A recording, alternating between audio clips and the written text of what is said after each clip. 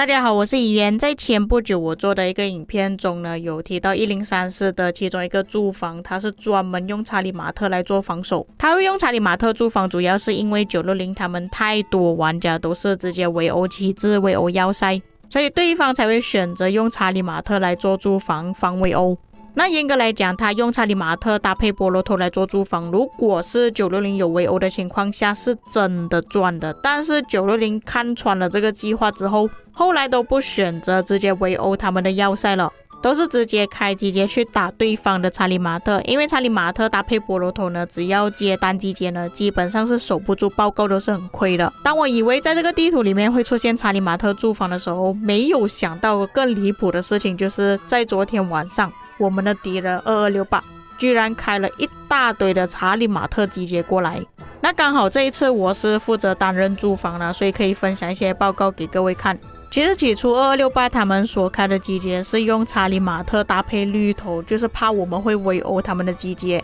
但是越玩越后面越离谱，他们就试了不同的步兵搭配组合来开集结。除了刚刚所提到的查理马特搭配绿头之外，查理马特塔里克、查理马特亚历山大、查理马特萨尔贡、查理马特大西皮、查理马特刘彻，他们全部都拿出来做测试呢。那可以讲我们这边的住房呢，都是用芝诺比亚搭配波罗头比较多啦，然后里面全部都是塞小号进去而已。并且在我们对战的时候，我们也是基本上没有去围殴他们的集结，当作是测试啦。毕竟我在前面就有说过了，我们自己也是担心他用查理马特搭配绿头，我们去打他的话，我们可能会受到反击伤害，所以都是默默的看着集结去攻打我们的住房而已，完全没有去围殴。但是打着打着就莫名的有一种默契，感觉对方好像是要测试不同的统帅搭配，所以最后就演变成这个情况了。那你们可以参考一下这些报告，基本上是没有围殴，双方都是有持续在补兵的情况下打出来的报告。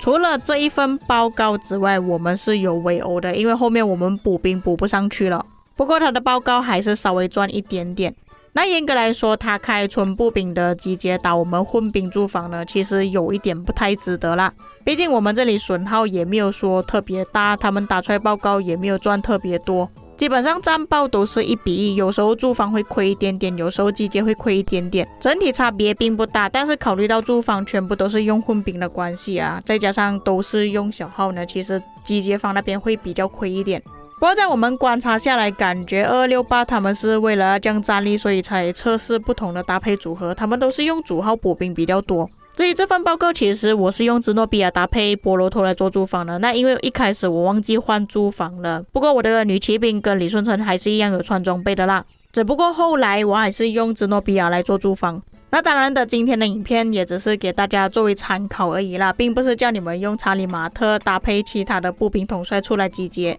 不过我觉得有一些观众可能会感到比较好奇，用查理马特搭配其他的步兵打出来的集结报告是长什么样子的。因为我也相信其他的玩家也不敢这样子开集结，怕这个集结是灵车，所以在这里就分享了一些查理马特开集结的报告给大家参考。那么各位如果不想再看报告的话，可以跳到这个时间。